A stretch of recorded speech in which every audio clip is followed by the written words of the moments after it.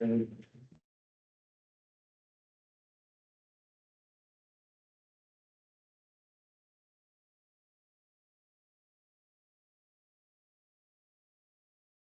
6 o'clock. I'm going to start this meeting Monday, June 16th, 2025. This is the Enfield Select Board. Thank you all for coming. The first item on the agenda is a public hearing on a proposed parking ordinance.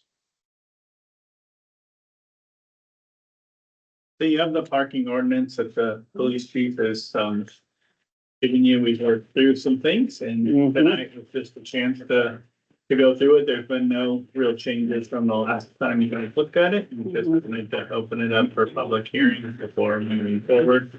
As I told you at the last meeting, speaking with the town attorney, there's no requirement of a public hearing, but it's the right thing to do to give the public a chance to weigh in on the ordinance. And the police chief's here, if you guys have any questions.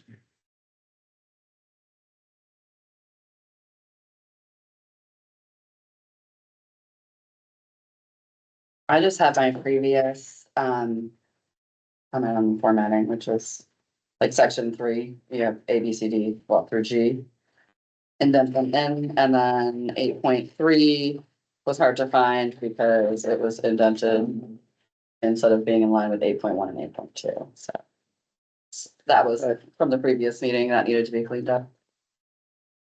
Will we be doing some signage downtown? Yes. I think we had talked about the signage being general enough that it wouldn't have to, if somebody changed the mind of the ordinance, it would point back to the ordinance rather than saying, today, it's not going to be like this, and tomorrow it's going to be. Right, like we said, it was gonna be relatively general signage, so people knew there was a parking policy, but it's. Yeah, we wouldn't put policy on the sign. It'll just be parking spaces. And if we do the QR codes we talked about, it would lead them to a website that would be easily changed. Did we come to a conclusion about the piece of parking across from the Lutheran church that the town owns? The one to, it's across from, not across from Lutheran Church, across from the Brown House. Oh, okay. Yeah. Yeah. One- Is that going to be signed?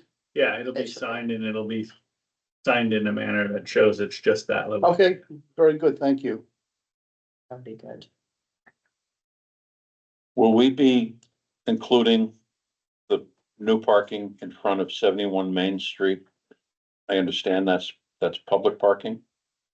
This is Mr. Kelleher's new apartment building. We wouldn't sign that as town parking because it's not town parking.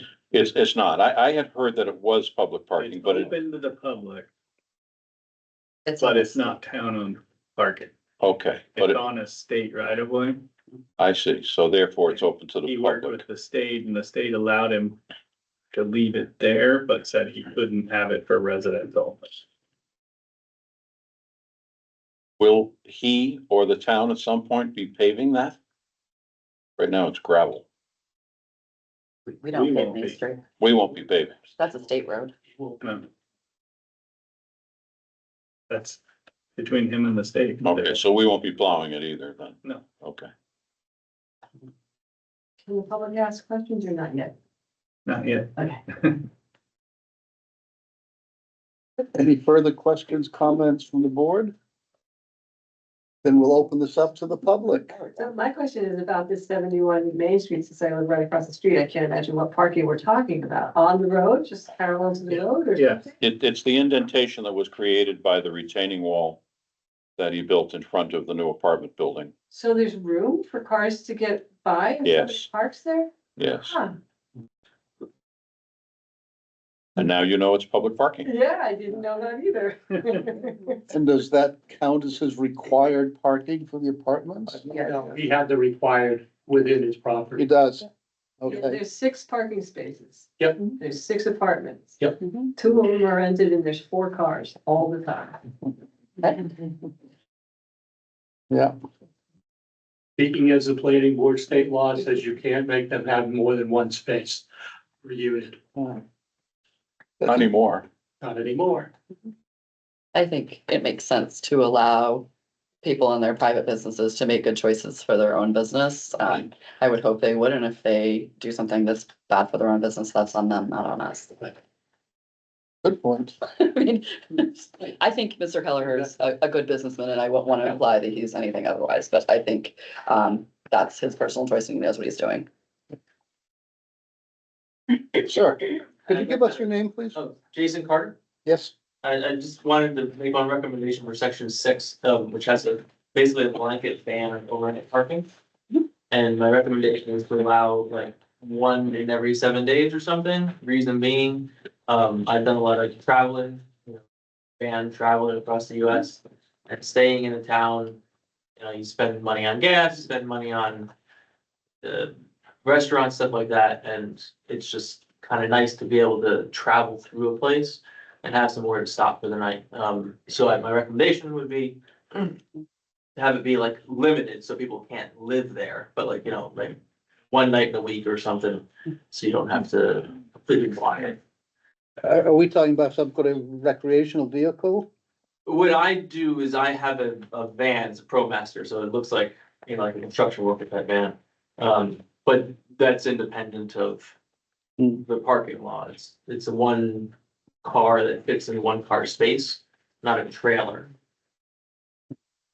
Do you think it is not fair to be able to just ask the police if you need to leave it, since that's what currently reads? I don't think it's practical, because if you're planning out how am I gonna get from point A to point B, you're not necessarily even calling the police during business hours. It's just, it's not, if you see signs that say you're not gonna allowed to do it, you're gonna find somewhere weird to park. That's gonna be more disruptive. I mentioned earlier that I thought that that was a good use for we want to identify as the Brown property.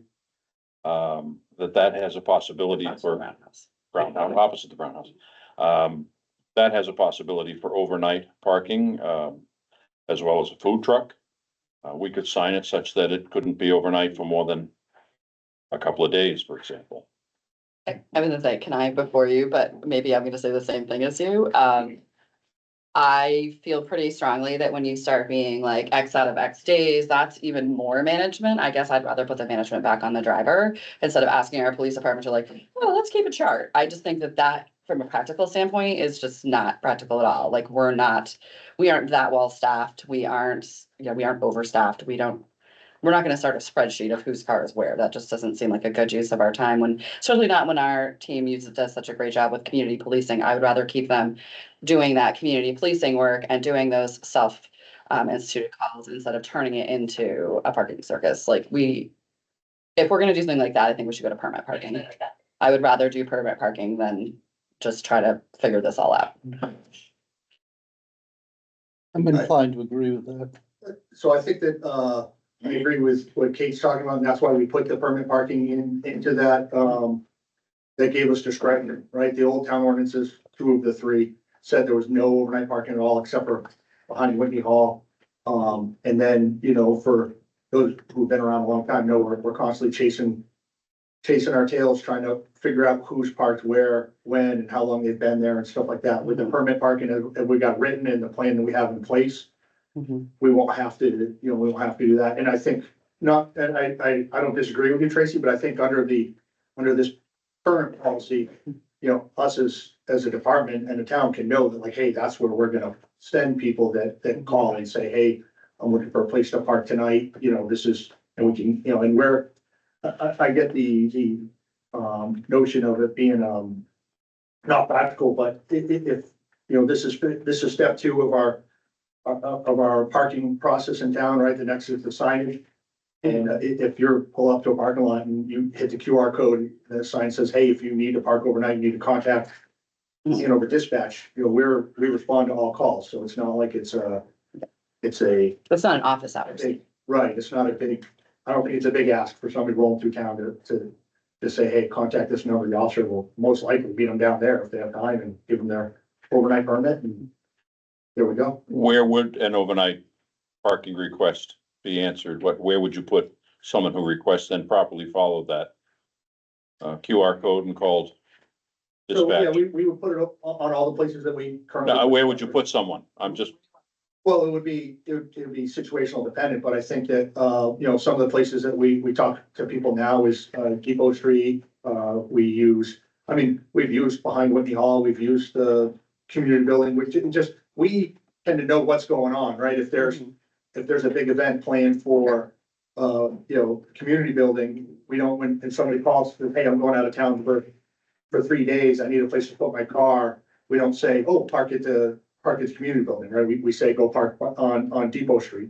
Or, if we know that, the Shaker Seven's going on, the last place we're gonna tell somebody is to go park it over at Skoma Beach. So it's situational dependent. I Okay. think that the goal, and when we talked about this, when we first started this project, I think the goal will be to develop, I guess we'd call it the Brown property and Blacksmith Alley for some overnight, easily overnight parking where it wouldn't be in the way of snow removal and stuff like that. Right. What if Those we would call be our kind of our first choices, and then move on from there. Frog Pond parking? I'm just saying, because it doesn't belong to the Brown House anymore, so maybe call it the Frog Pond parking, just tossing it out there. That was my fault for calling it crossed. It is next to the Like Frog Pond. Yeah, It's Frog Frog Pond Pond parking. It has now been designated Frog Pond Park. That or the Turtle Pond. Is it like 2 spots or something? Yeah, It's pretty good sized. It's everything from the telephone pole through the giggly weeds. to the right, yeah. It's probably a quarter of an acre. In the middle. that's. Okay.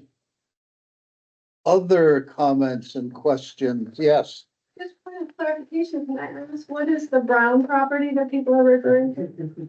I don't understand where that is. It's next to the Lutheran church. So the Lutheran church parking is across from the Lutheran church. And then there's the parsonage and their parking continues through there. And then there is a home immediately adjacent the parsonage that is brown colored. That's why I was trying to give someone a frame of reference visually. So it's right across from there. There's a pole, a telephone Yeah. pole that delineates. And it's everything, if you were facing it, it's everything to the right of that pole. Yeah, thank you. You're welcome.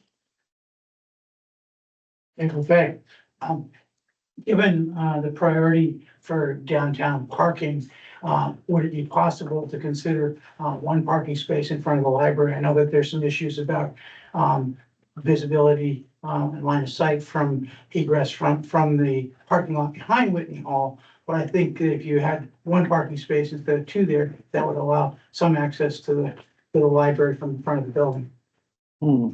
I think that's a separate discussion, but I've certainly heard people, but I'd like to have personally, like, I don't want to incorporate that into the ordinance conversation. No, I'd rather have that as a separate conversation, especially, I don't feel comfortable without the library trustees and you guys having Right. a conversation and telling us, because you guys must have discussed it, I assume, Kind of. kind of. Yeah, it's just, it's not part of the parking ordinance. Discussion I think it's I think worth it's important. having. I think it's something that can be discussed once the police are relocated from that building.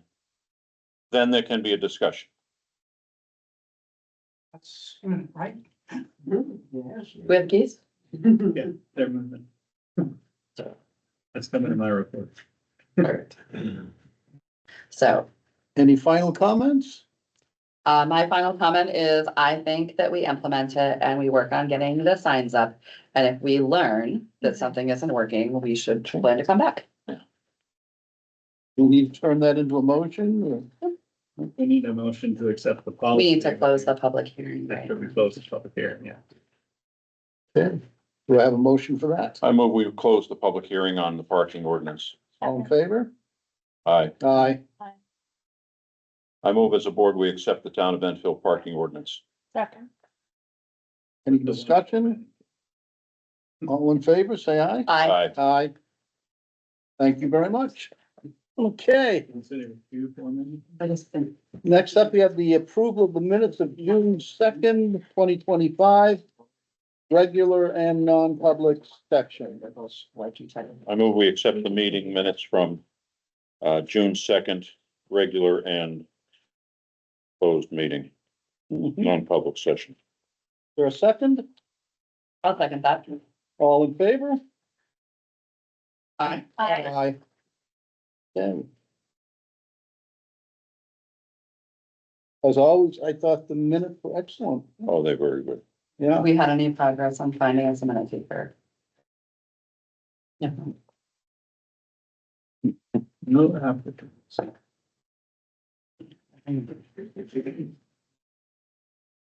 Any corrections, any suggestions? Can we have a motion? We did. We did, Oh, we do. did, done. We're good. Done. Good. You were that fast. Oh, The God. discussion for the beginning. Yeah. Okay. Boom. Board reports. I have nothing to report even on Heritage or meeting these upcoming weeks, like tomorrow. I have nothing to report. I will defer anything I was gonna say to the Energy Committee who's sitting right opposite me for their session. That leaves me, conservation met. And I don't know how quite to distill it down to, we're still stuck on Class 6 road. Oh, And I'm trying to be nice, so I'm just a little frustrated. We welcome some new, alternates, so, that made the discussion longer, so we put time limits on things and trying to get, I tried to talk to them about possibly, instead of just talking about gardens and who was responsible, getting them to maybe like think about like doing some signage or doing like tracking. And that didn't get done either, so that's it. I'm sorry. For my edification, how does a road change from a class 6 road to a trail? Who is Goes to town. authorized It to would go- change? It would be the select board would decide to put something on the warrant that would go to town meeting. So it has to go to town meeting. are you sure it has to go to town meeting? I believe so. I was looking up some information that was not clear, although certainly the select board is crucial to the process. Yeah, the select board would have to move it forward, but I'm 99% sure it would have to go to town meeting. If you could clarify that for the next time to be. Approval. There's some language that is confusing about if the town does do work, then it reverts, but I'm not sure that's the way to go. You know, it doesn't revert to a trail, No, I no, don't no, know. it No, I reverts, understand that. it reverts from a class 5. but it's a gray area, but it needs to be, I mean, if you cleaned up some brush and shoveled a few things around, it doesn't revert back. If you go in and grade the road and clear it, then it could revert back. So,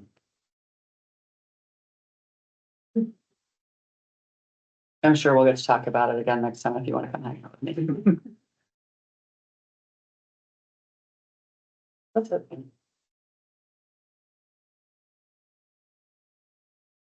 This is handy. Wow, where did this come from? Class 6 road inspection. Oh, did they leave it in here? No, I downloaded that. Oh, nice. Yeah, I have a particular interest in class 6 roads. I know you do, and I've lost I can only do the same activity so many times. Okay. Town managers report.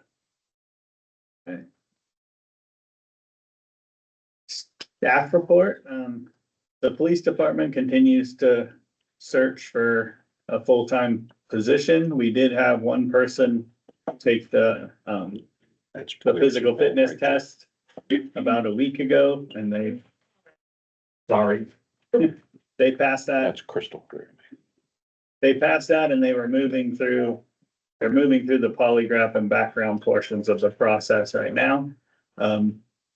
We do think that they're gonna have a good chance of getting through the background and polygraph, as some people don't, because they currently work in a corrections institution and have had to have a similar background before that. So we'll continue moving through that. We did get a part-time officer that was fully certified. Like I told you guys about, that they did get through the whole process. And the police chief's currently working with the state board to see if they can get their certification transferred from another state and get it easily switched into a New Hampshire certification. So continuing to work on those two positions. DPW staffing, we lost Don Lashua after 14 years. The DPW did promote Bill Marks to assistant supervisor to fill Donnie Lashua's position, and we will be advertising for a light equipment operator. Are we doing an exit interviews now? I did do an exit interview with Dawn and took That should some be very notes interesting. and. Yeah, I understand why, or at least some of the reasons why he left, so. We can. Yeah, after discuss that 14 outside of years. here. No, that's fine. No, after 14 years, it's obviously, 14 years old. it's a long time. Yeah. Whitney Hall Public Safety Building, most of the interior punch list at Whitney Hall is completed with some minor patching and painting that needs to be done. Exterior punch list items are currently being worked on, with landscaping being worked on and mostly completed last week.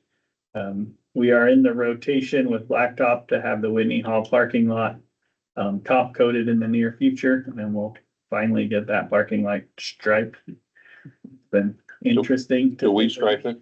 Is Yeah, it we're self- paying. Oh, striping. It's interesting. It's a very nice We way. might hire it out, but. We're responsible doing for it. It's not. the Red striping, Line. right. Yeah. People need to make better choices about how they park in general.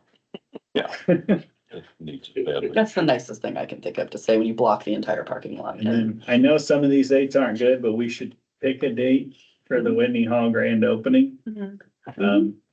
What we really have, and I think two of you guys are gone. We have July 12th and 19th that I think you guys are gone. So that leaves the 26th, which is Old Home Days weekend. Which I'm here the 19th. I don't know if anyone else, there's a couple people gone. there are, okay. We're not here. Alice and I are not here. And then August, we have the 16th and 23rd that are open. 16 and 23 work for me. I have either 16 or 23. August 16th or 23rd work for you, John? I think so. Fine. I can ask, if you guys are okay, I'll ask the trustees about those two dates, and if they pick one or the other, we'll set the date. Yeah. Probably, I don't have a date yet, but we'll probably set pretty soon a date for the public safety building, probably not too far after that, probably the best time. I have a question. Is there any advantage to doing it in conjunction with Old Home Days? I just think you have so much It going. could be like, if there's like a calendar of. I go- it could be like, we might get more people. I go back and forth on maybe it would be a great time to do it, and then the other wonders if it would take away from it a little bit. I'm But- concerned that people have put a lot of effort into Old Home Days, and I don't want to draw away from them. Here's my thing. If they were having the ice cream, for whatever reason, the ice cream social is at La Salette instead of at our new building. Don't ask me why. I was shocked. They said because of the tent not being able to be set up because of the parking, but I'm pretty sure you could fit it. At any rate, then you're dividing library staff over there because now they're Oh. going to be at La Salette instead of being at our brand new library we just spent all the money on. So I think that's a big issue, and I don't think they are going. They didn't sound like they wanted to consider having it back at the building we just did for them.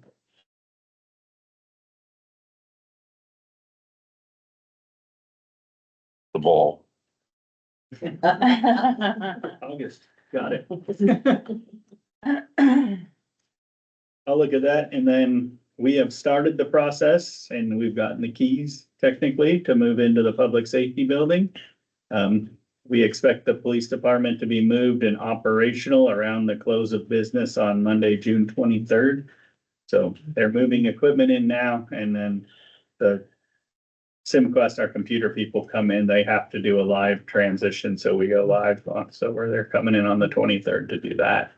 The fire and ambulance departments are starting to put together new furniture and stuff in there, but they will be moving in on or around the 23rd of June after the police are settled in, so. There's still a little bit of punch list stuff in there, but overall that building's in really good shape, ready to go. Not much. There was a painter and a housekeeper in there the other day, and that was it. Yeah, we have a few little Yeah. spots of paint that wasn't touched up Yeah. correctly that He need to was- come back, but it's. He was all running done. around with a tiny little brush. Yeah. But the parking lot looks great. The striping looks terrific. Yeah. Overall, I mean, it's really cool to see a completely finished empty building. It's gorgeous. Yeah, inside and out. It's Oh, yeah. I I mean, was a lot of, functional. I'm getting a It lot of looked good. comments on the facade. Yeah. what it looks like outside, and people are loving it. However, I will mention one thing and put it on your calendar. I guarantee you, we will want to reseal the wood siding in a year. Probably do that often. Well, if we do it religiously once a year, will be great, but I can see that it was sealed before it was nailed in place. So, you'll want to reseal it, say a year from now. But it looks terrific. A nice, neat job, good carpentry. Audit RFP, I'm in the final stages of writing the audit RFP. We're gonna be reviewing that and then hopefully getting that out by the end of the month for the 2025 audit process. Rogers and Green, our current auditors, are currently auditing the 2024 books. Hackett Road, just wanted to give you guys a little update. I've been still conducting some research on the Hackett Road issue. I will be sharing some of my information with you guys soon, as soon as I put it all together. But with the information that was presented at the last meeting and what I discovered over the last couple of weeks, I do feel the town needs to identify and delineate that small portion of road that goes through Mr. Specka's land. And as mentioned at the last meeting, I've asked Rob Malls to hold off on any improvements until this road issue is sorted out. Police, the PD's received about $13,000 in grants as reimbursements to offset the cost of the new cruiser. The grants were significantly for equipment and computers in the cruiser. In the land use department, Rob and Norm will be presenting at next week's New Hampshire brokers meeting. They'll be talking about housing issues and taxes. The New Hampshire Planners Conference was here on June 6th. From everything I've heard, everything went very well.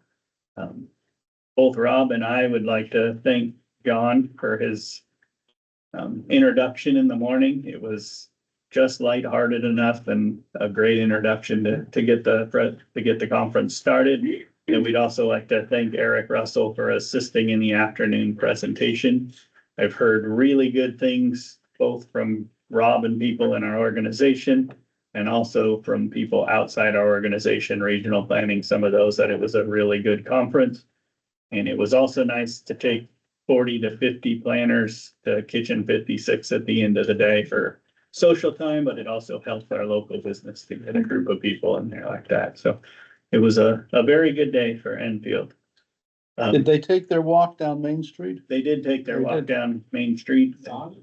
Yeah, I really wanted to go along with that, but I couldn't do it. Thought there were some pretty big kids and I realized I wasn't doing it. I saw that too. This last week, Rob Taylor, David Frack, and I attended the Upper Valley Lake Sunapee Regional Planning Commission's annual meeting. It was nice to see this Enfield representation and to get some networking in. The commission's doing well in spite of the funding concerns coming from the state budget this year. And then the last land use thing, the traffic circle at Maple, Main and Route 4 has been submitted by Upper Valley Lake Sunapee Regional Planning Commission Transportation and Advisory Committee to the state DOT for consideration in the 10-year plan. That one that was supposed to happen like 5 years ago. Yeah. So it might actually make a list of projects. So, I'm gonna keep pushing this forward because we need to do something about that intersection. Can I ask a quick question about that? yes. Can we look at that? Can we revisit that again a little bit more closely because I don't quite remember it? Or can I look at it somewhere online because I'm It'll be- interested in what the plan for pedestrians is? It'll be coming to you when it gets closer. The state's given us some really high level stuff of it, but they haven't actually released it for public review yet. So, It's just been something we've been talking about forever, not something that we've taken action on. There's nothing online on the state websites that you could look at anyway. But there is a really old document. Circles are great for traffic calming, but it can be really confusing from the perspective of a pedestrian. It can make you feel like you're in fraud. So Kind of like, I hate to be a naysayer because I love that we're doing anything, but it just, Yeah, they'll I mean, have it's to all go about through pedestrian. public hearing process and stuff when they get closer to the actual presentation of putting it in, but. Like you said, it's been years and years and years and we're just making this 10-year plan, so. We'll see where we end up on the 10-year plan. I watched Chief Healy run down the street to multiple accidents on foot there. It's been a long time. It's on a 10-year plan, not the 10-year. Oh, that's the only one. It just hasn't happened yet. So in DPW, the Lakeside Park parking lot paving is completed and we'll be working with the contractor to get it striped so we can get this grant closed out. The sewer project, it's, the balance of the manhole upgrades are scheduled for 6/25 through, so June 25th and June 26th. And lining work is planned to begin on June 23rd. We have began, like I talked to you guys last time, using a 2-stage metal collection for the loading process as required by our vendor. Residents will no longer be allowed to throw metal directly into the roll-off. They'll have to set it down and we'll have to load it in. Second solid waste committee meeting is coming up this week. The last meeting went well and we'll continue working through that process. And then, for utility billing Q2, meter reading will be beginning on June 27th. And that's the end of my manager's report. Okay. Will we be doing any seeding or mulching of the strip of land on the lake side of Main Street that begins at SD Lane and continues down towards the Lakeside Park? You're talking where they put the sidewalk Yeah, back there? yeah. But I know, It's very overgrown with weeds. It's really not attractive. And that is an entrance into town. Maybe we could just throw down some quick start, Ryan, and be done with it.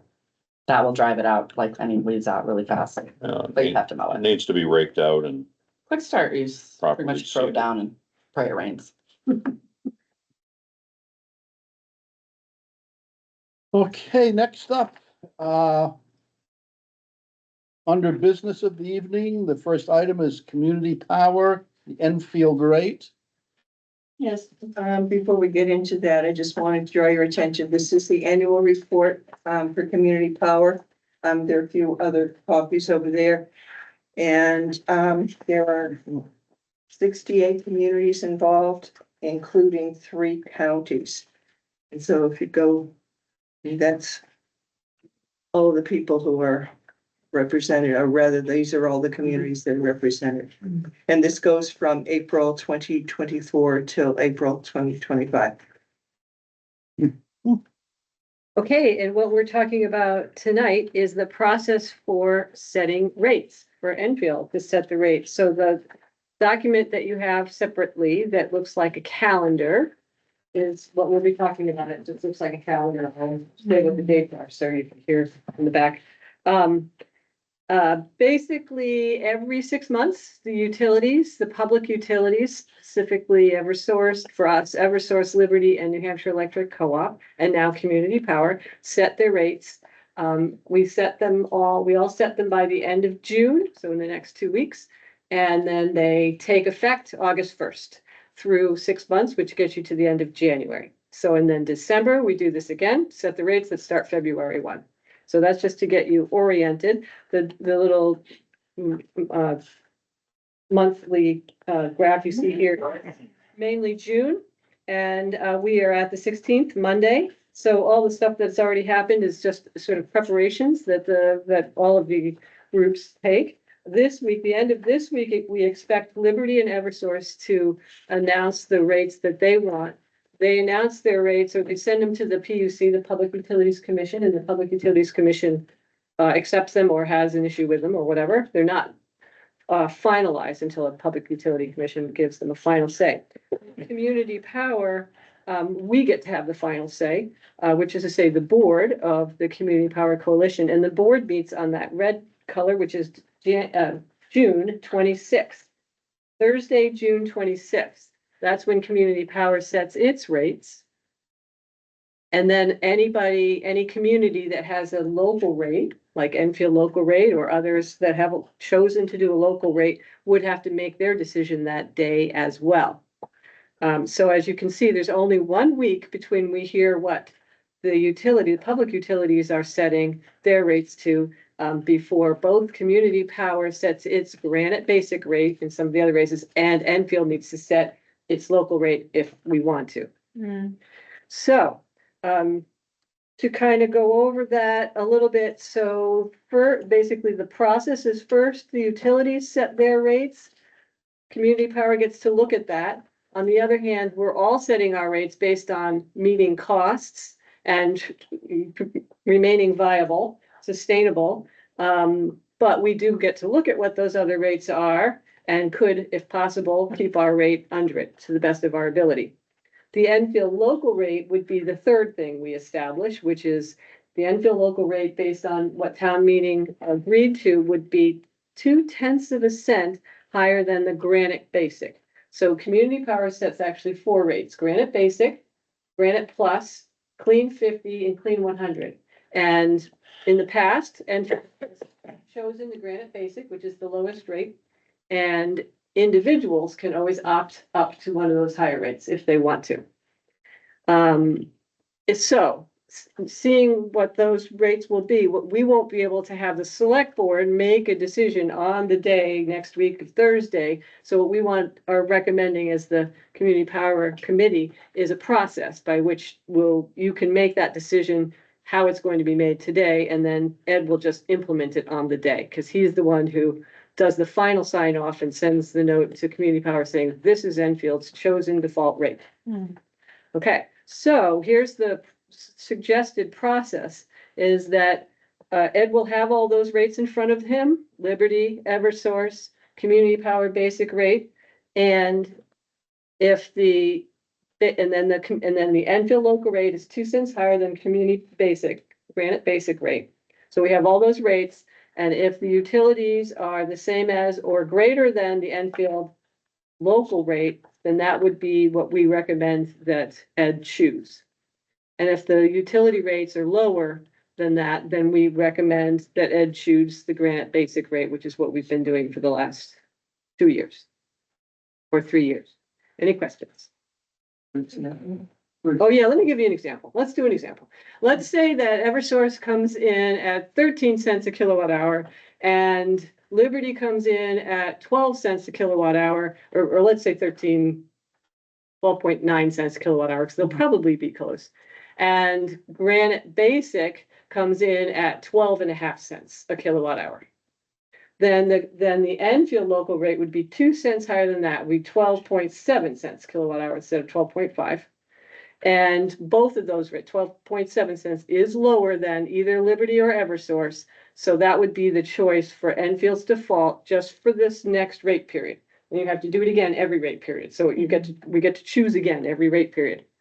On the other hand, if let's say Liberty comes in at 11.5 cents, and maybe Eversource is still at 12 something, 11.5 cents, and Granite Basics is at 11.5 cents as well, then adding 2 cents, 0.2 of a cent, would make it higher, would make the Enfield local rate higher than one of the utilities. Which one was it? I said Eversource or Liberty. And then it would be, the process would be that Ed would choose the regular Granite basic, not the Enfield local rate.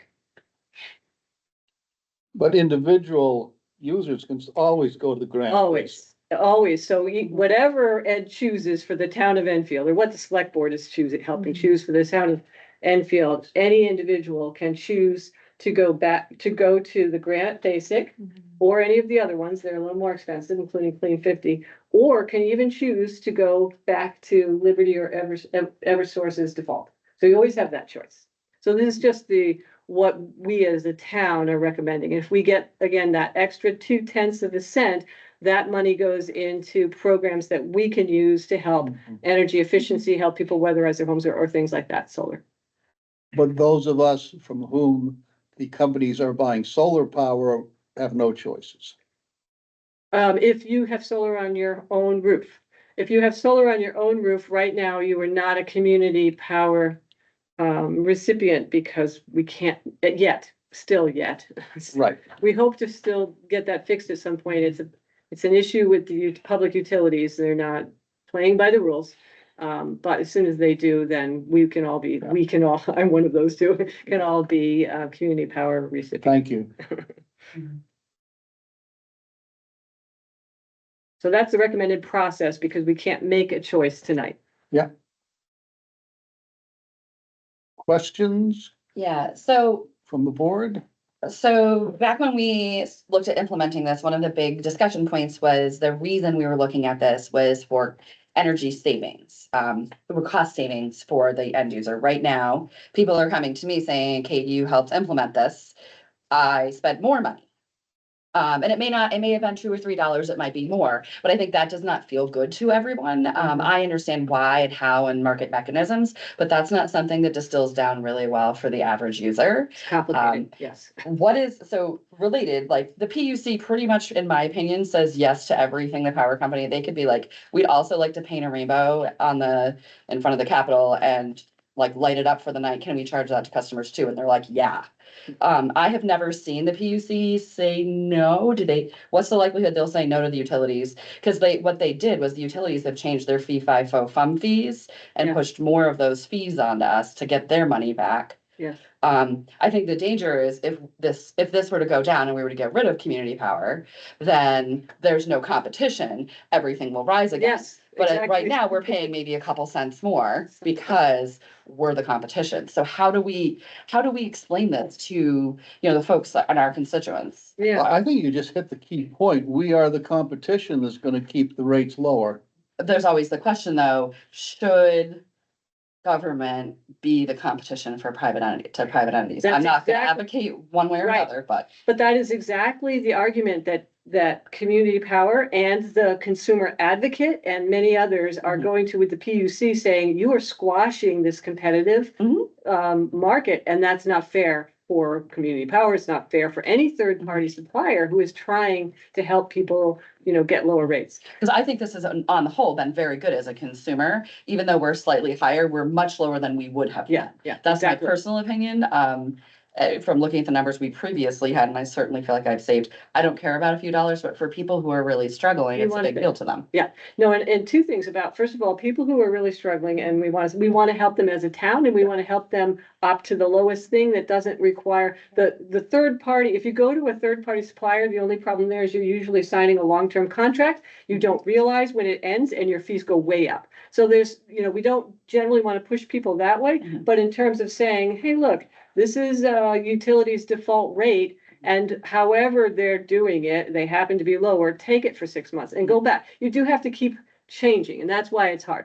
In the long run, community power is going to have lower rates in the long run. So in terms of like over time, we will continue to save money if somebody is not going to actively change their electric supplier every 6 months. But I do think if we have people who are saying, I can't afford two or three extra dollars, that they should know that there's other options. They should look at all their options and we can help them as a town or whatever. And just so everybody knows what I'm looking like, I pulled the exact sentence because I wanted to make sure I wasn't crazy in remembering. So attachment 4 was Enfield Community Power has a goal of maintaining competitive default rates compared to their local utilities while also offering voluntary products that retail customers may opt in to receive. And I feel like the Enfield rate is a voluntary product, even though town meeting voted for it. I feel pretty strongly that if it is higher than what the default rate comes in at, we should not take it at this point. I just don't think, I'm not comfortable with that.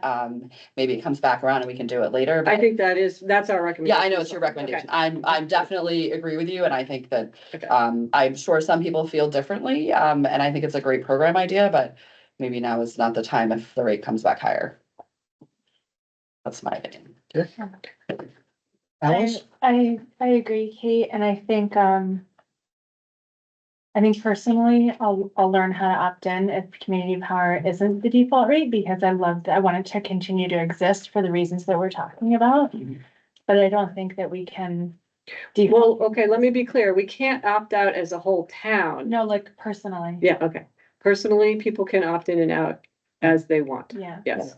And we Yeah, do yeah. expect, and Community Power does expect and puts into its analysis of rates and everything else, that there's going to be some attrition if the rates are higher than the Liberty or Eversource rates. So that's, that's understood. We publish, I think we want to make sure that we always tell people what the rate is, and we'll put it on, in the town newsletter, and we'll put it on the website and, on the listserv, so people know when the rates come out. But at the same time, there's an awful lot of other benefits to Community Power that we don't want to discourage people from, participating and staying on at least Granite Basic, for, for as long as they can, because a lot of other things that Community Power is doing besides helping, to get the PUC and the utilities to play by the rules, which is a lot of advocacy that the group does, but also in terms of enhancing local, or encouraging and helping to pay for local energy. So one of the things that Community Power is able to do in this next year is to support there's a big solar array going up in Warner.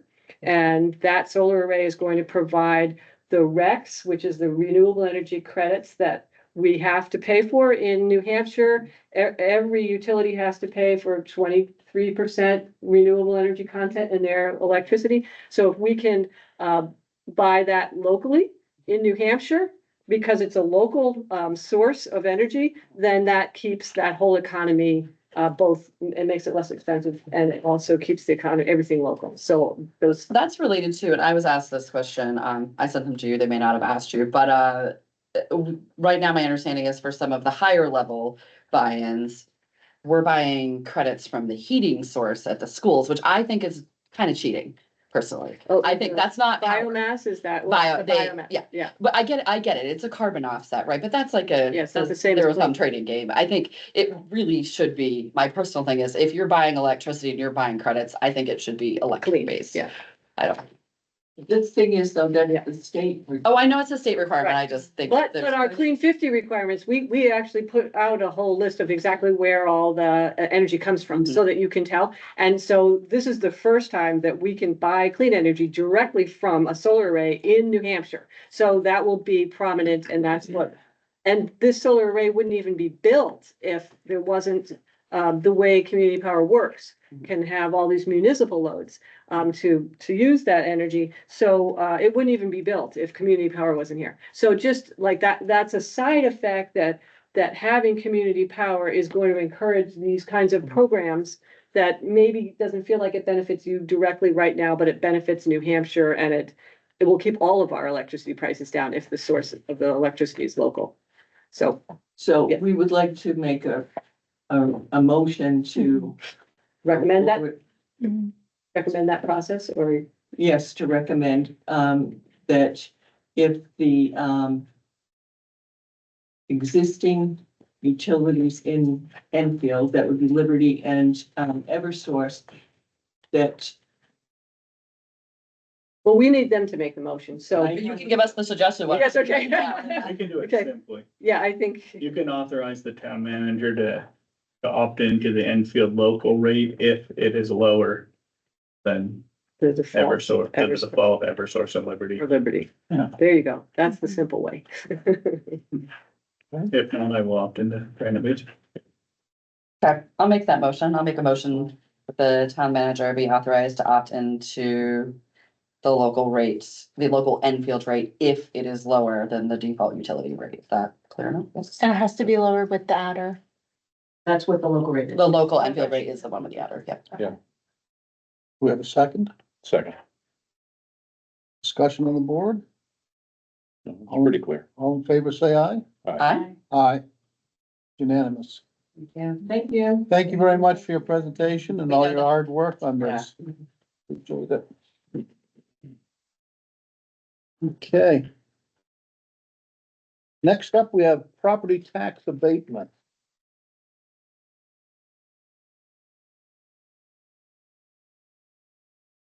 Emily Bacon is here, so.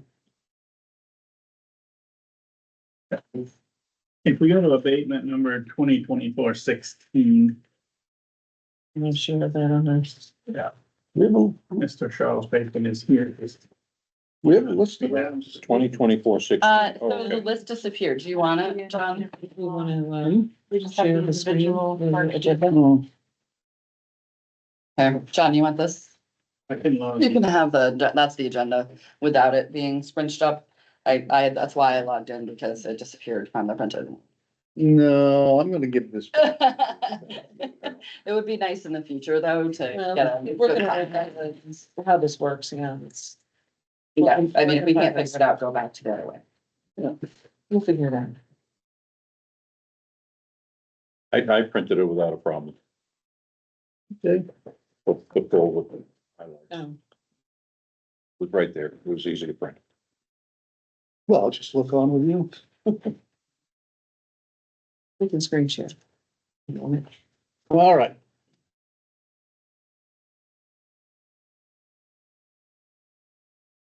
I have a silly question. Is Adrienne Summers like a proxy for Norm Bernish, or who is she? Yeah, she works with Norm. Yeah. As another assessor. Hi, good evening. Just want to say hello. This is my first time. Thanks for having me. I do hold the same certification as Norm in regards to assessing. Good to meet you. Very nice to Laura- meet you, Ms. So we're eliminating the Mirsky abatement at this time to be reviewed by Norm and team later. Mhm. And you added the Bacon. No, No, that was it's on the already there. list. Charlie Bacon is here. We did You're right, not it's on the figure that list. one. You're right, He's it's on here the to list. Discuss it. Yeah.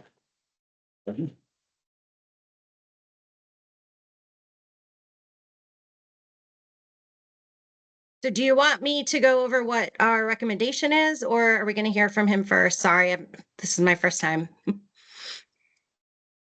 I think I'd like to have your recommendation and the reasons for it. Okay. Is the So- board okay with that? Absolutely. Okay, Are we going in the order here, or are No. we taking Charlie Bacon first? we're taking Mr. Bacon first. And then we'll go in the order presented. My suggestion would be you also bump Hackman up for the same reason. Oh. Okay. Go for it. Okay, so the taxpayer filed an abatement based on for three reasons. One was the physical data was incorrect. He was questioning the square footage. Another was the market data was inaccurate, and number three, the level of assessment was inaccurate. He had cited a couple of sales that had recently happened, as well as using the size of the land as a comparison to his, and how their assessment wasn't, you know, if their land was 20% more than his, their assessment wasn't 20% more than his. So it was kind of like that. We did go out and look at the property. We adjusted the area of, he has, because of the roof line, we had it as a 3/4 story. We changed it to a finished half story.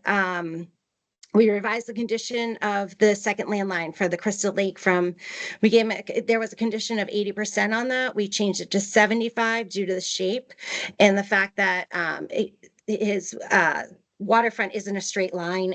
And it was measured kind of along the water line. So we kind of just adjusted that so that it brought that second landline for the waterfront assessment down. So his assessment was 849.9, based on the corrections we made to the property record card. The new assessment came to 798.9. So we were recommending a reduction of $51,000 in assessed value.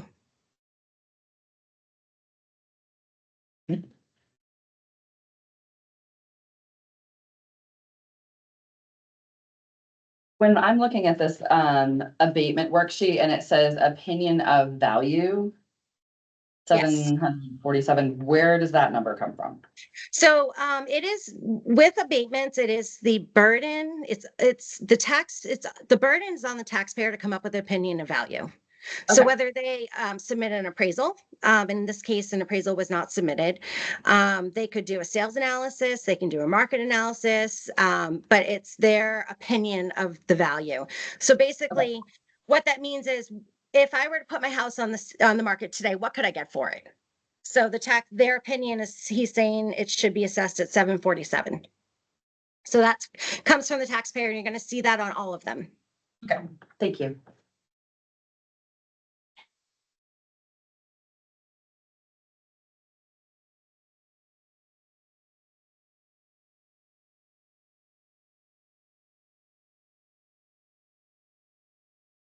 If there's still a disagreement, what would the next step be? You guys- So I'm sorry. Go ahead. I was gonna say, you can listen to the Charles Bacon in this Oh, case to see what his case is, and then you guys can either grant the abatement, deny the abatement, or ask that more work be done or more oh, information. so if there's still a disagreement, would we be finding out tonight? Is this Some- worksheet some of given it. to people? Like, do they find out, or you just like hope you notice there's a meeting? And you No, don't- Julie has contacted everyone, which is why he's here. Okay, That's my understanding.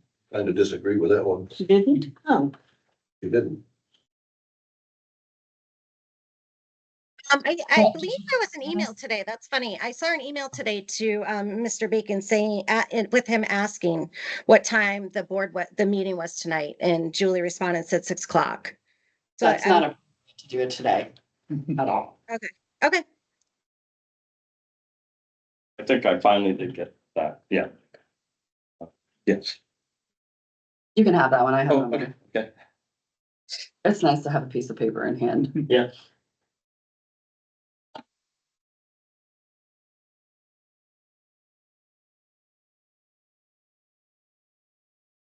So the next steps, if there's a disagreement and the board decides to grant or deny it, and the taxpayer disagrees, he has the opportunity to file with either the Board of Tax and Land Appeals or the Superior Court.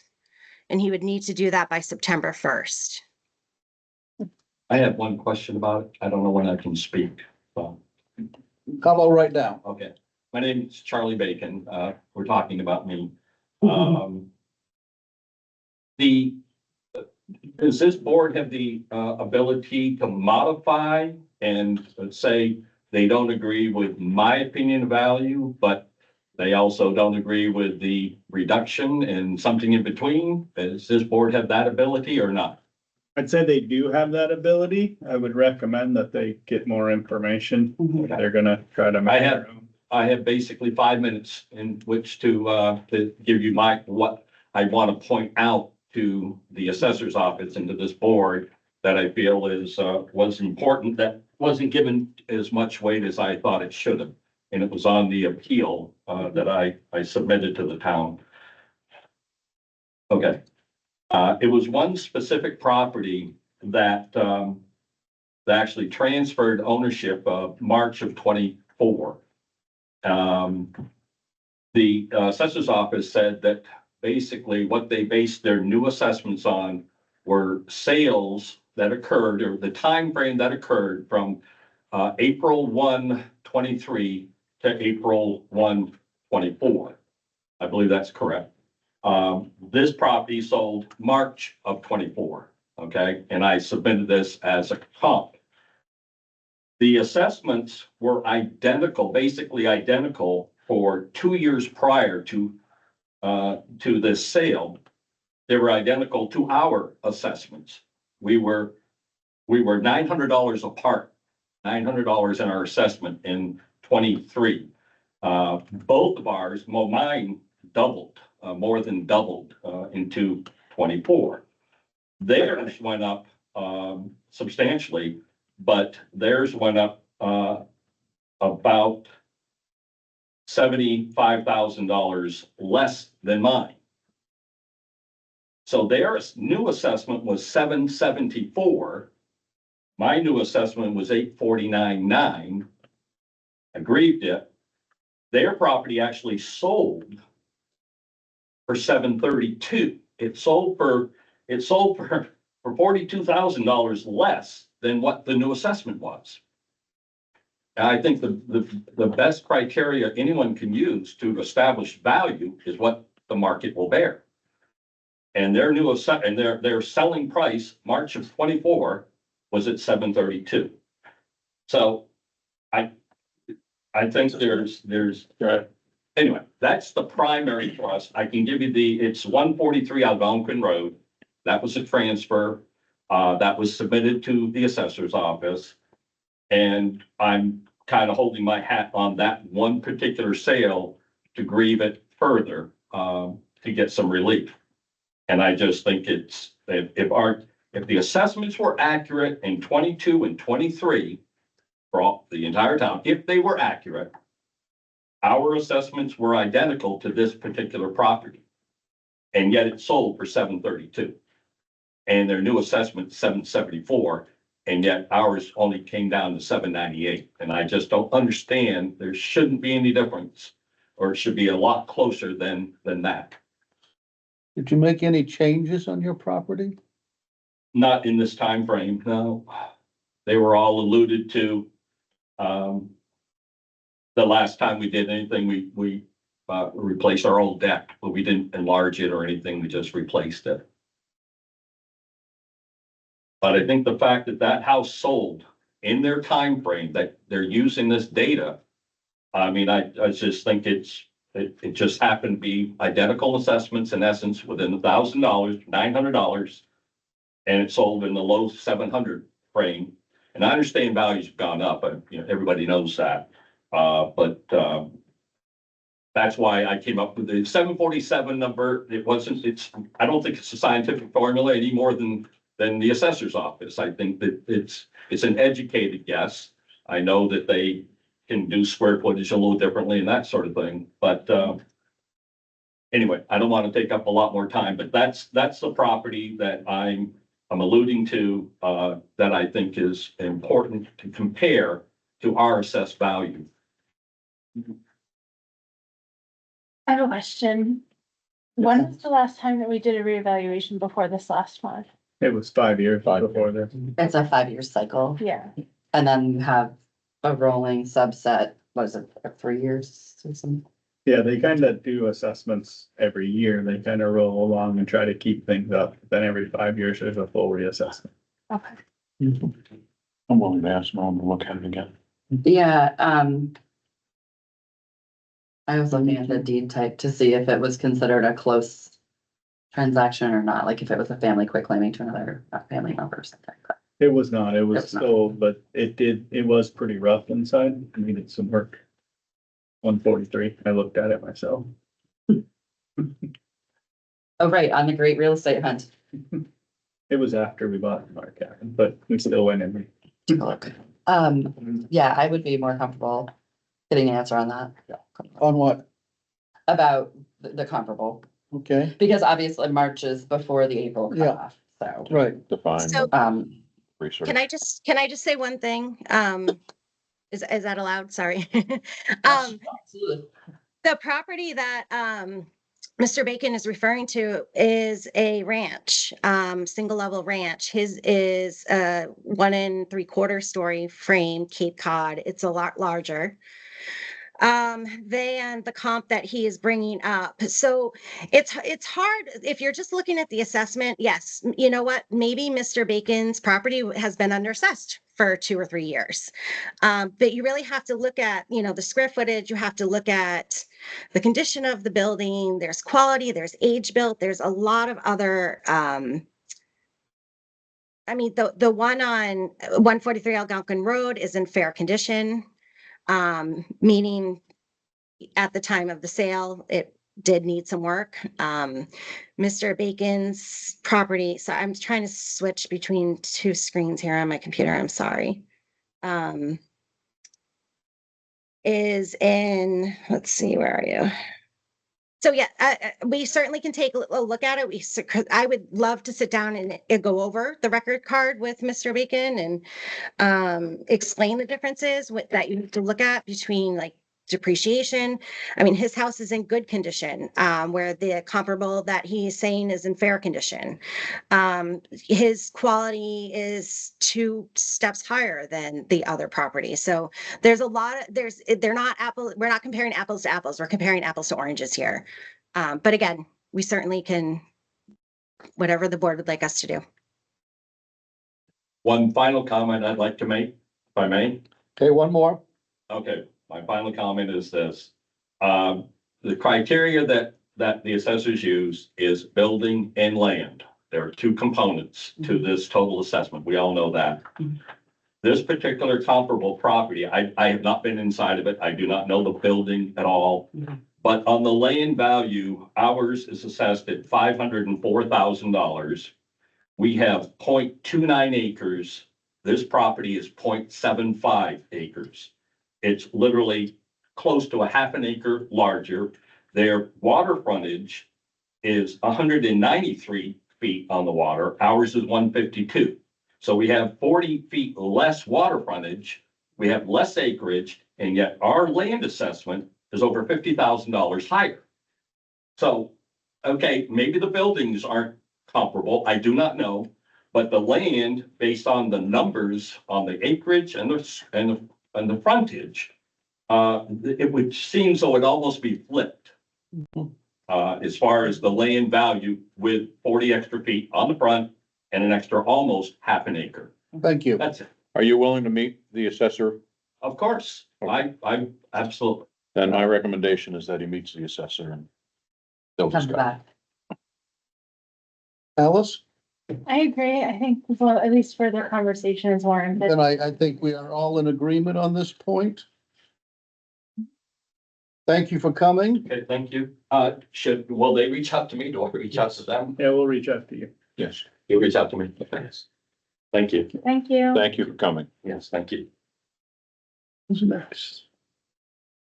I suggest you do Lloyd Hackman next. Oh, yes. Jackman.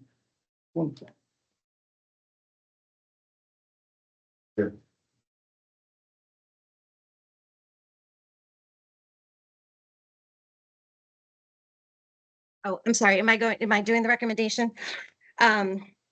So we're talking about 17 Fuller Road. The reason, so the taxpayer's opinion of value was 194.4. Or I'm sorry, it was 130,000. We have it valued at 194.4. His reason for the abatement, it's a small 560 square foot ranch house on posts and piers with 12 by 8 cement block basement. The assessed value of the house is too high for the size and condition of the building. Lot size is 5.4 acres with maybe 100 feet of road frontage on Fuller Road with an easement on 30 by 30 to benefit the town of Enfield. The assessed value of the land is too high. Lot is unable to be subdivided and is backland to other lots.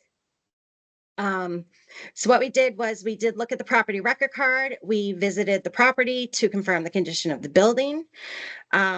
We compared the building rates with others in the area as well as sale properties, compared the land value with others, and looked at any adjustments for easements on his property record card.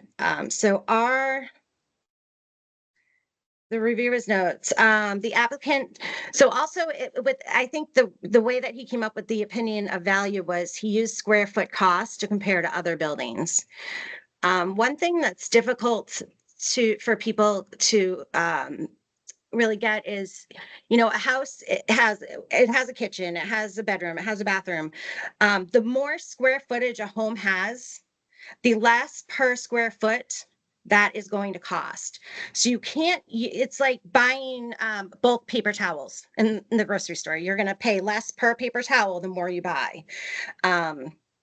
So you really can't, it's very difficult. You cannot compare cost per square foot with other homes.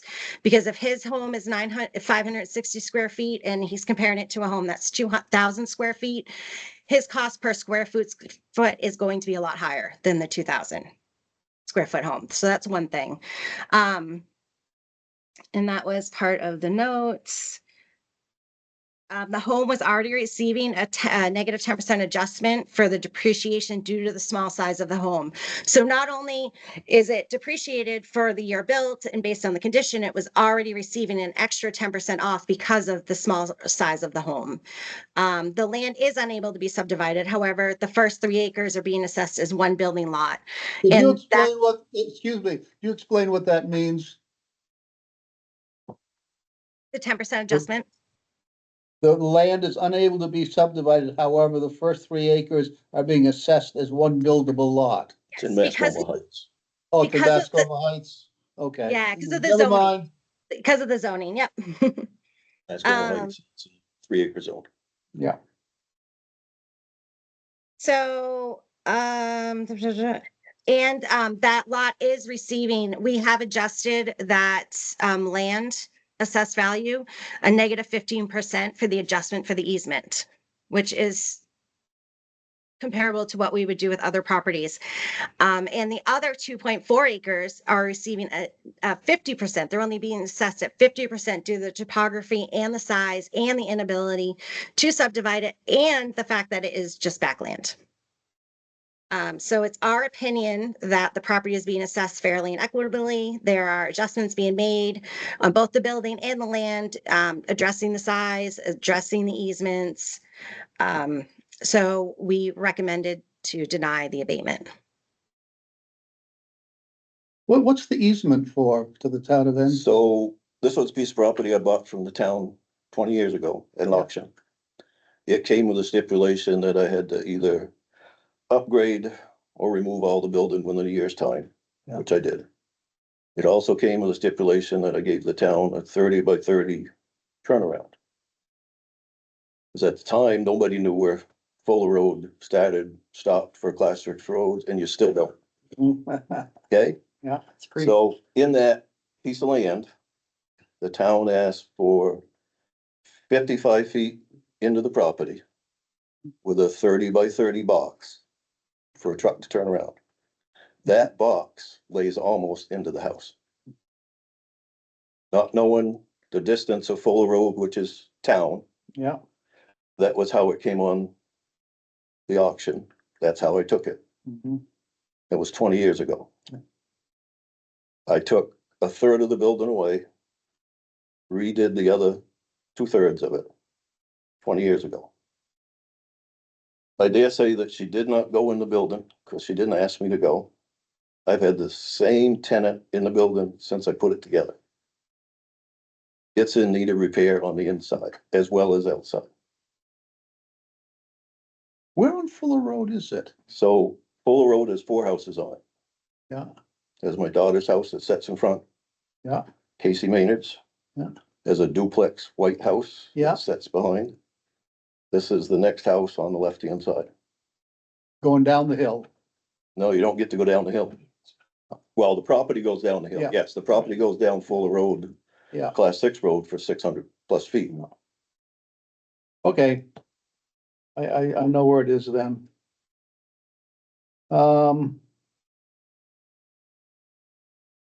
I think that's a significant, that easement is a significant issue. Especially if it comes that close to the house. We could, I mean, I can go lay it out again. Put the stakes in the ground. She can come look at it. Somebody else can come look at it. Would you say that's your basic owner contention is the easement issue? Well, and then it's back land. You don't, And that we don't back really land? know how much of Fuller Road is a town road. Right, Or how Yes. much of that is class 6 road, No. which shouldn't be really taxed that much no, as a class 6 road. Mhm. I understand the 3 acres because that's in the 3 acre zone, but it is in Mascoma Heights. It'll never be able to be developed. That's true. So, I could take that house down and build another house, but I cannot, probably, I'll never be able to go down Fuller Road down because Mascoma Heights won't let me put another house on. I can't even put a duplex on it. So the zoning that says that we can have our 800 square foot house is not, doesn't work here either. Because Mascoma Heights says we can't do it. That was where I asked for the reduction in the land value from 103 down to 70. The building value, as some of you do and some of you don't, Ellen and I own quite a few pieces of property in this town, and we bought them this way from the town, a number of them. I'm not asking for all of them, I'm asking for this one. So can I just quickly explain the land and how it's being assessed? Certainly. So the first 3 acres, that is a buildable lot, right? There's a house on it. That is being assessed at $100,700 for the first 3 acres as a buildable lot. The back land of 2.4 acres is being assessed at $3,000. So that is 3 times your tax rate. That is what it's costing the taxpayer a year for those 2.4 acres of backland.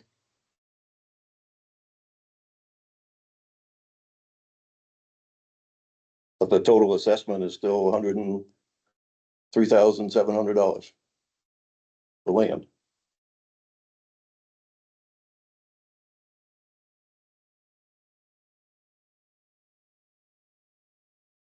The building, I was asking for a reduction in the $90,000 of the building because it's an old building. It's still up on piers. I did dig out underneath it.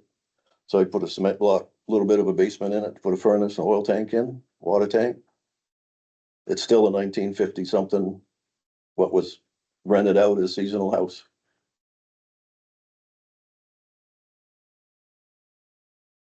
You cannot put a $20,000 kitchen into a 560 square foot house. You cannot put an expensive bathroom in it. Right now, the bathroom has probably got about 10 or 12 square feet of floor because it's got a full shower, a washer and a dryer, and a sink. That one of the original buildings of Basin's Forest House? Yeah. It was. Those were built as summer residences. When I got this from the town, the water system pressure tank was in the attic.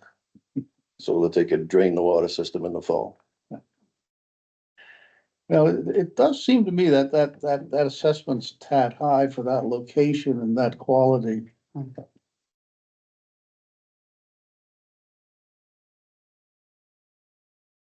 There's a note, since we don't have the full printout, I just wanna tell you guys, there's a note asking something, requesting a call from Norm.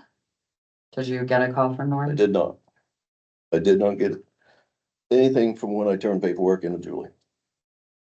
I asked to meet with Norm before I came to this board. That didn't happen. I'm sorry, yeah, you did say call, not say call, just say meet. Needs to be looked at. I think so.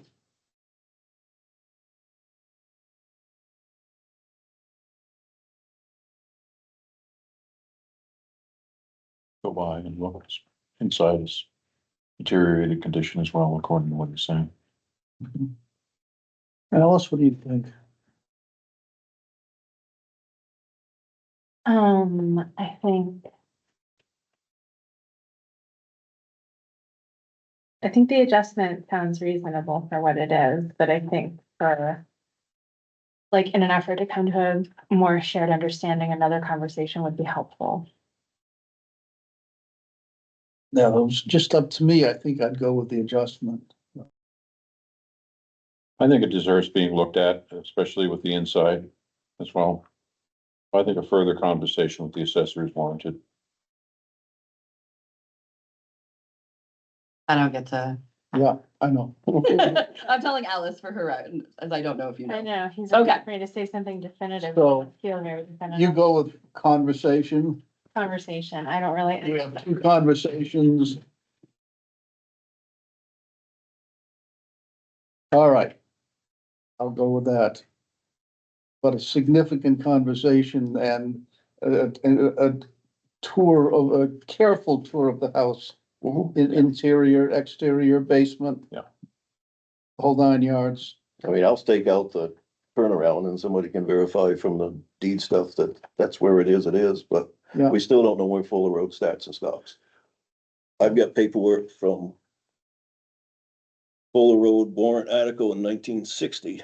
Yeah. And I it find showed- that Norm is a very reasonable person, and if you stake it out, he will accept what he sees from you and can take it into full consideration. Well, I'd be willing to do that, because I met with Norm more than one occasion on, like I said, we I'm own, sure you have. we own a number of property, and Yeah. this is the first time in a long time that I've come to the board, It needs a look-see. so, Okay, thank you for coming. all right.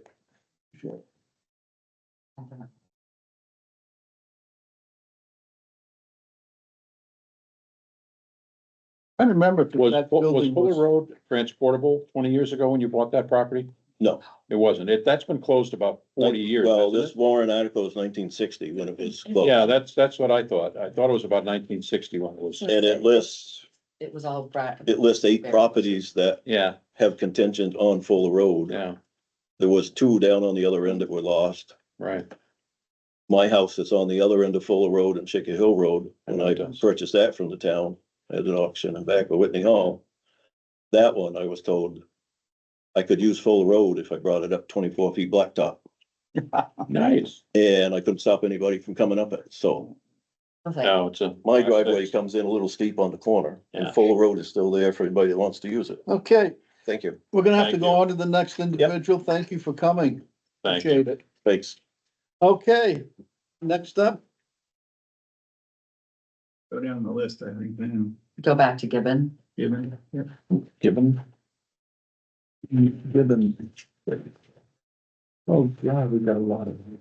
Yeah. I think for a lot of them, we don't have to necessarily. We can accept them off. It is good. I just ask one more time, like, so do people know that if they wanted to disagree, if they should be here, or is there another opportunity for them to come and say disagree? Or they don't know, or what? I don't know, I assumed everybody was contacted. I thought they had been too, but apparently they had not. Okay, so is that a piece of information that we should take action on, or? I do know that some people were told, because when the new assessment came out, after a review, they were told, and some people said, yeah, I'm happy with that, and other people said, no, I'm not. So there was some level of communication, but I can't tell you exactly how much. Okay, So what does that mean for our review tonight? Like if we say, yeah, this is fine, is that final? Yeah, unless they wanted to appeal to the Board of Land and Tax Appeal, you guys could push these to the next meeting if you wanted to. I worry about our process. This goes back to the same I process can't discussion we figure have out over and over, what the guys. communication was, Yeah. or if it was standard at least. At It least should- standard. I would like some verification that these people were in fact contacted. And like, not today. No. I mean, I really feel very strongly that if we're gonna discuss somebody in a Okay. public meeting, they can be given the opportunity to share. that's the law? No, it's not the law, but it's No. pretty nice if Courtesy. people can get called at 3 o'clock in the afternoon to be here at 6 I'll o'clock. bring it back Yeah. next meeting. That's probably the Were best. you gonna say something, Adrian? No.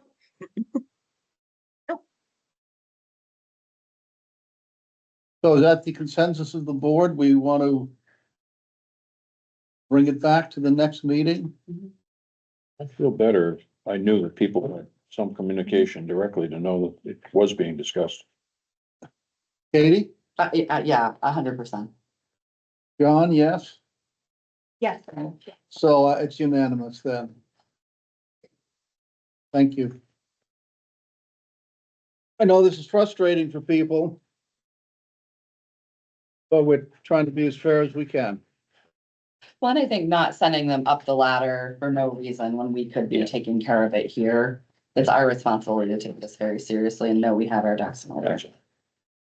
Thank you for appearing, Adrian. Yes, yeah, Thank absolutely. We But know it's a we difficult job. We just want to feel good that people are aware of being able to talk to the Board of Selectmen if they want to.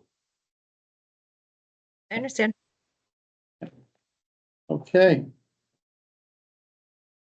Next. The CIP authorization for the waste oil furnace.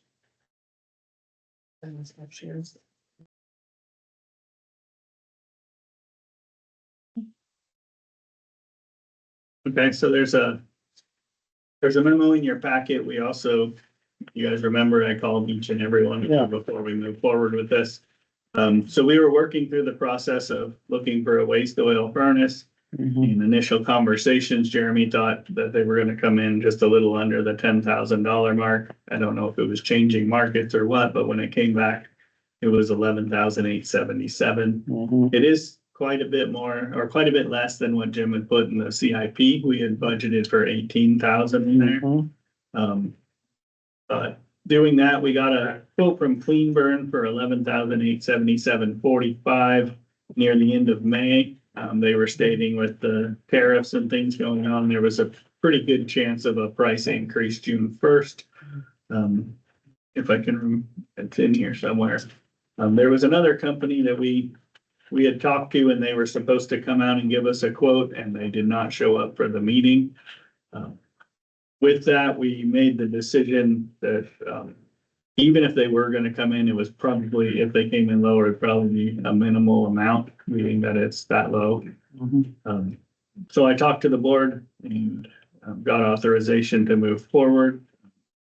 With this purchase, we did go ahead and make the purchase, but I wanted to come to the board here and just get authorization for the expenditure out of the CIP CRF as required. You wanna vote on that? Yeah.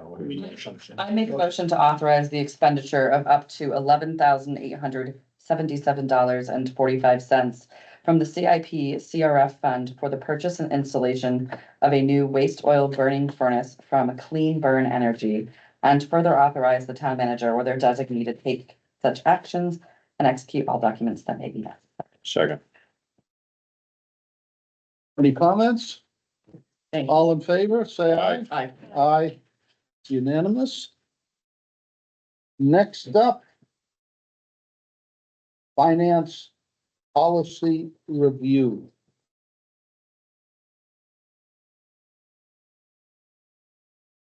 Look at us being good, bringing back our homework.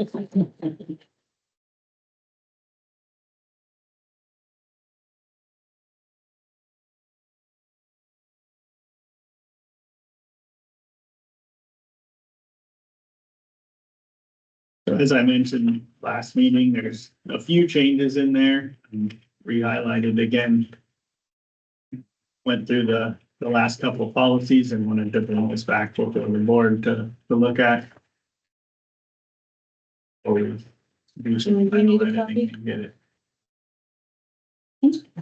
John, do you need a copy? Well, I thought I had a copy with me, but, Oh, we can use one now. You don't have it, that giant pack over there. I don't know. Yeah, you better give me a copy. Here you go, Jen. Every once in a while, I decide to clean out my files.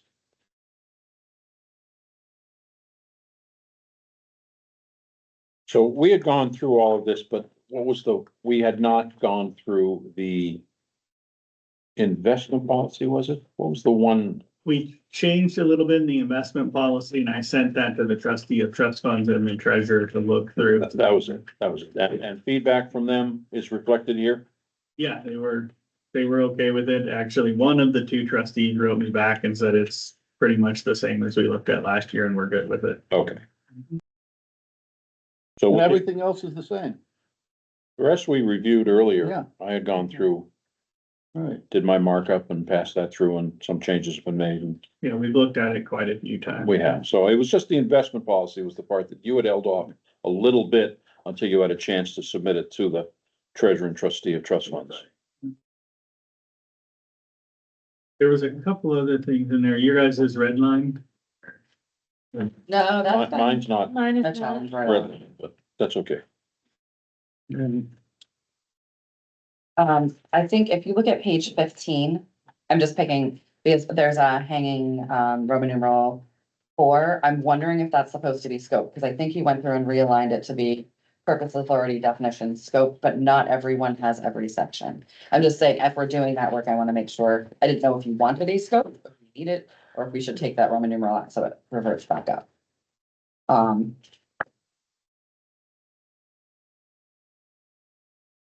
Oh. like page 17 has a large space, but I assume that we added scope in, it probably just didn't. Well, there's some formatting stuff. Yeah, that, like that. thing changes it. Exactly. No, I think there's that in some of it, but I think when we maybe moved and realigned some of those things. On the original one, we simply labeled acceptance procedures as 4. It's not that 4 is missing, it's that where it's Roman numeral 5, that's actually Roman numeral 4. Yes. And That's right, because then And there are then, 2 Roman numeral 5. right, and then 5 is the gift acceptance Yes, policy. yes. and should every one of these subsections have a scope? My opinion is yes. Like, because the scope says who it applies to make it uniform. And so just there's at least one that doesn't have scope. Page 15. Was it page 15? That's the one you pointed out. Oh, it was that scope? Yeah, okay. I was like, where did I was looking right at it, Can gave it have to a scope. Okay, yeah, no, I'm just trying to like those little. Listen, I don't want anyone to try to use something like that to get away with, whoops, I did that. This applies to you, friends. 18, okay.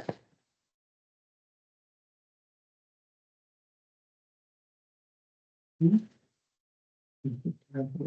said the trustees were fine with the quarterly investment? We're doing recording. Yeah. Treasurer, sorry, treasurer, no. Trustees were okay with the treasurer having quarterly. Quarterly reports. Yeah. Yes. Everyone says town treasurer is referring to Scott Tarami. No. I was referring to him. Holland is the town treasurer. Oh, okay. That was an elected position. It's no longer an elected position. It's now an appointed position. Okay. I could not find her on our website. She's not listed there. Oh, This is a good point, though. If you're asking in some of our policies, if she's if she's part of our checks and balances of putting things through and someone wants to know if she's a legit human, it might make sense even that you don't have to have anything extensive just to say who it is. Like, if the bank is going to verify with her and it's someone who doesn't, I realize previously everybody at the bank that we bank with knew her, but say it's somebody new, like, is she a legit human? One of the things they might do is look online and then be like, hey, Ed, is this really her? We could add her to the finance page. We've got to create a new page for the treasurer. I mean, it's outside of this policies. Just, Yeah, there is- right now the Well, finance. okay, department that has to is go like through. Yeah. I don't think they would even look up and we can add her, but I have no idea. I mean, I'd say though, the public though, when we want to know something, we don't call you every time, we look online. Um.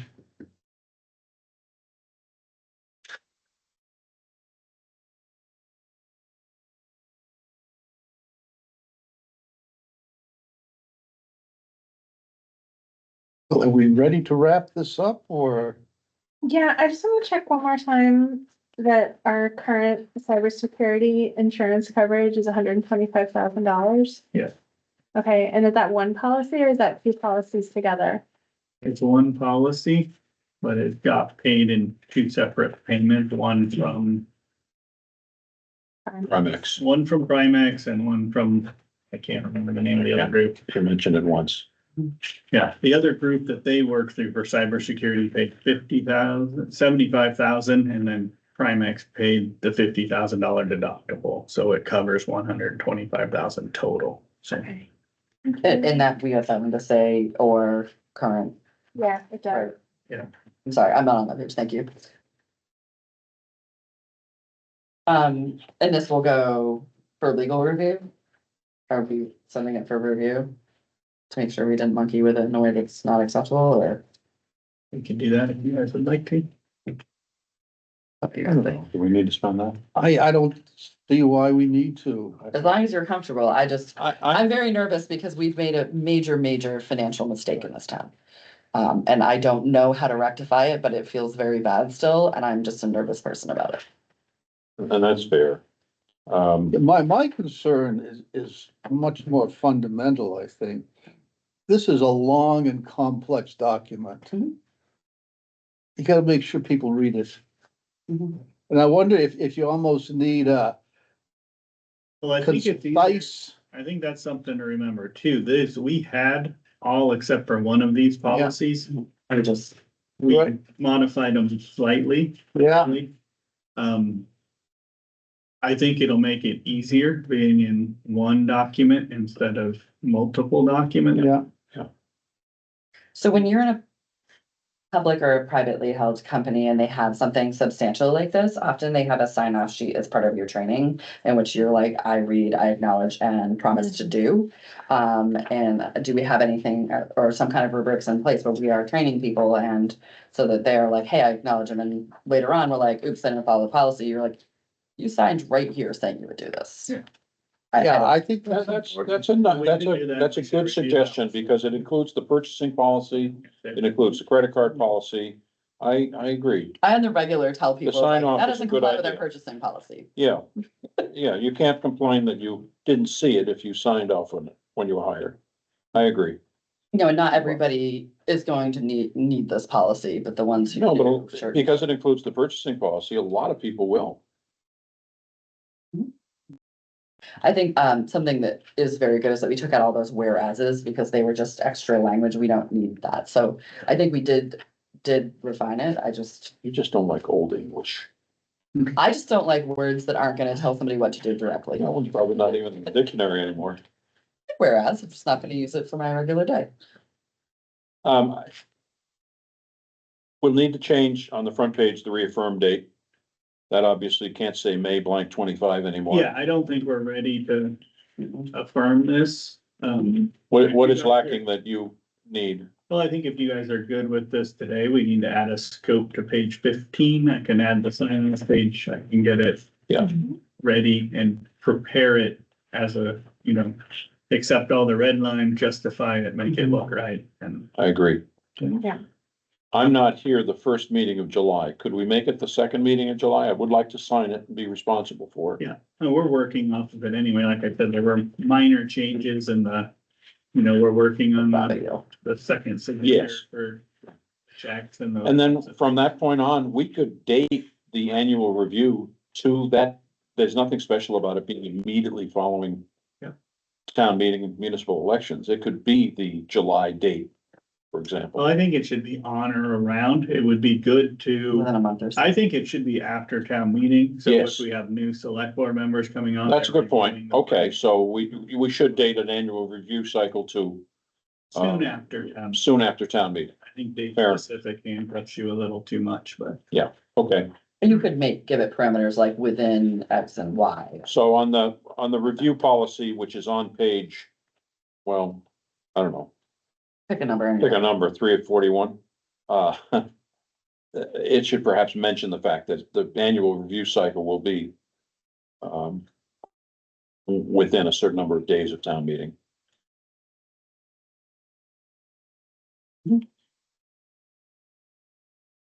Good. So,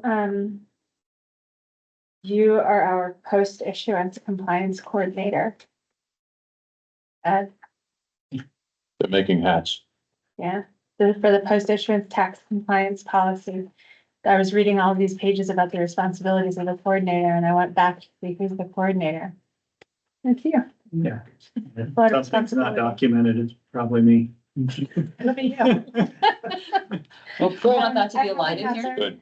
Are we good, guys? No, No. Oh, on page keep going. 34, J just kind of ends without the end of the sentence. 34 Uh-oh, we did lose it. J. I think I was supposed to. Anything that has the IRS in it should end without a finish. It's like a laptop. VCP. Oh, I wonder if one of those are explained. no,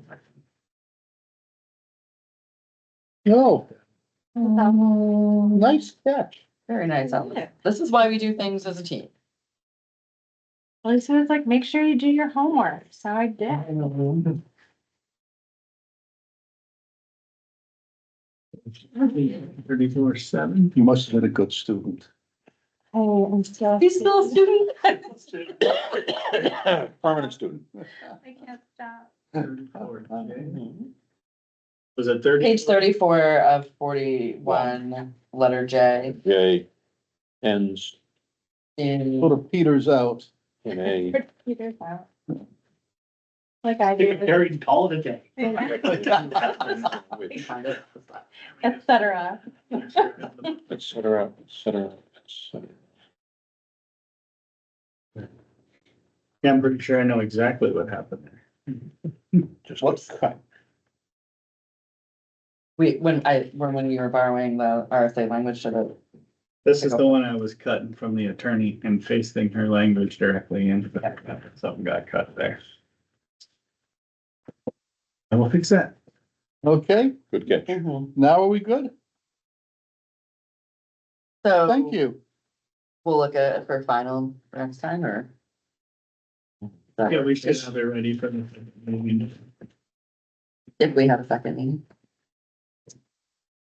You guys decide to.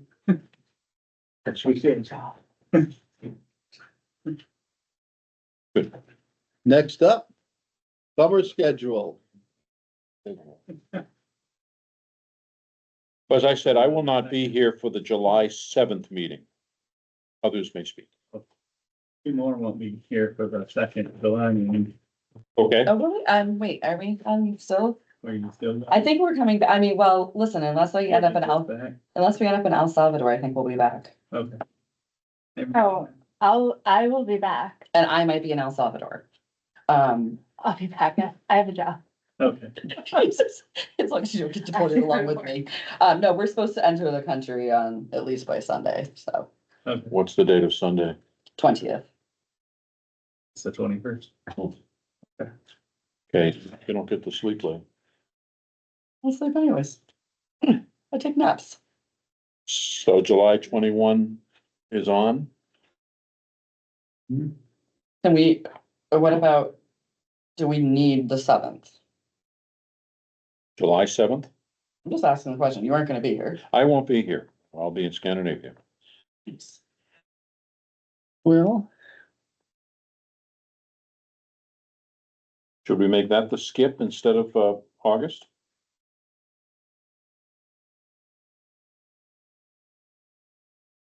heard a noise. I mean, I would not be sad if we skipped August because I've got something booked for the rest of that week, but. We could skip the July 7th and August 4th if you want. It's been done before. Yeah. We really have to have meetings all Okay. summer. It's I not would, acceptable. here's my thing, I would say, It's a valid we point. could make a commitment if something comes up that needs urgent attention. I that we believe our would- town communication is superior to what it used to be in the past, and we're able to know what's going on. And if Okay. there's a question, you will contact us, or Melissa will contact us, and I we will prefer, respond I accordingly. prefer canceling August 4th to August 7th. I say both, and if we need a meeting because we've reached some, we have some kind of pending item that has to be addressed, like from a legal standpoint within a time period, then they can call a meeting and we can Right. commit to getting a Well, quorum. I agree. I think we can do Let's without do- July 7th and August 4th.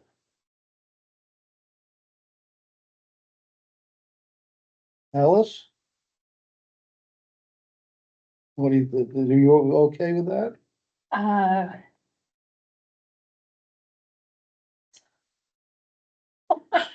Intense moral I struggle. know.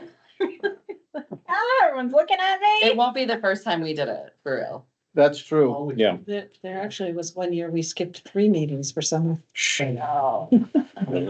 envelope We on can this. do that now. We've already had them this month. Okay, let's just, Okay, let's skip them both. Okay, if that's, And just to Okay, bring You to can your play. attention, September 8th, September is a 5 Monday month. And the holiday lands at the beginning of the month, so these are switched to the second, okay, fourth. Yep. second and If fourth, that yeah. works. Oh, I'm totally gonna get that. okay. You'll be reminded when you get your packet. I did. I just might forget. I might double book it before then. Okey dokey. Thank you. Okay, we'll do that, and if we need something, I'll let you guys know. All righty. Next up, Mascoma Lakeside Park appointment application from Demers. I move we accept the application from, R.J. Demers to the Lakeside Park. We have a second? Oh, I'll second it. Okay, any discussion? They know that the committee is, I was gonna It's- say, we did. They do. okay, as He long as they're actually just connecting people. Contemplated the other day whether he should or not, but we went ahead and brought it in because he didn't say definitively, so if he decides not to, he just won't. Okay, Okey-dokey. So I As long as we're- recommend appointing All in favor? aye. Aye. Next. Enfield Trail Master Appointment Application, Mr. Sanborn. I make a motion to reappoint Craig Sanborn as Enfield's Trail Master. Discussion? Craig, not Fred. Craig, yep. Hey, he did that to himself. Is there a second? Second. All in favor? Aye. Aye. Very good. Administrative items, junkyard license renewal. Yeah, they paid their money, so Okay. You're good to go then. administrative. We need a motion and a vote? You just have Okay. to sign it when it comes around. All righty.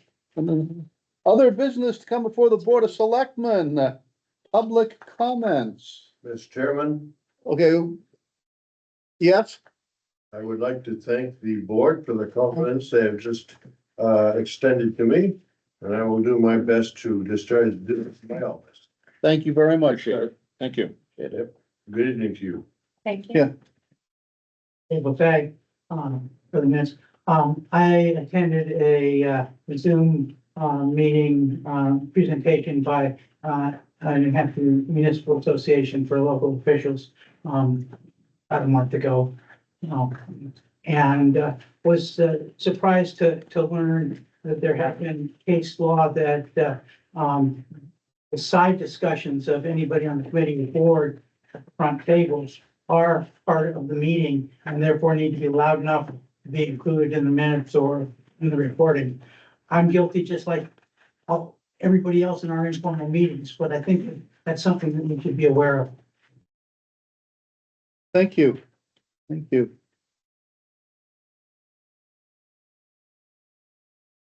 We do have actually one thing, Boston Post came. Did we find who our oldest person is? We're still working on it. It's kind of gonna be ongoing for a little bit, but we have asked, it's gone to the Enfield listserv, it's gone on our website. There's a banner at the top of our page, so it stands out. Very It's been urgent. on it's been on Facebook and, I contacted the property managers at Prospect Pines to find out who their oldest resident was, and, their oldest is not the oldest.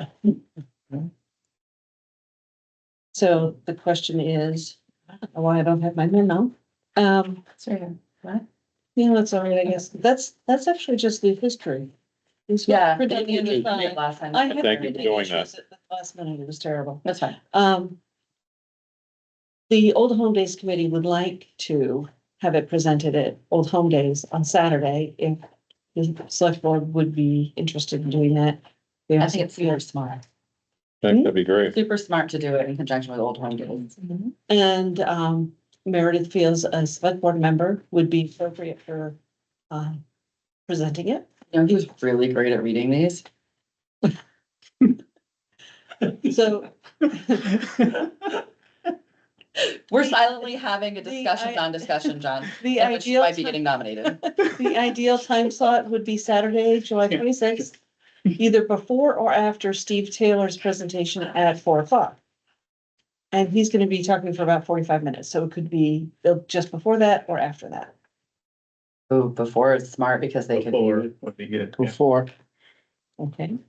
So we're hoping to identify our new cane holder before And I that. nominated John. Oh, to yeah, to absolutely, do it yes. here. We Okay. can't, we put the word out and, you know, people say, oh, my mother or my aunt or Yeah. what have you. You and Meredith made me read it, do it last time, and So- then they surprised made me read everything, and I was like, what is this?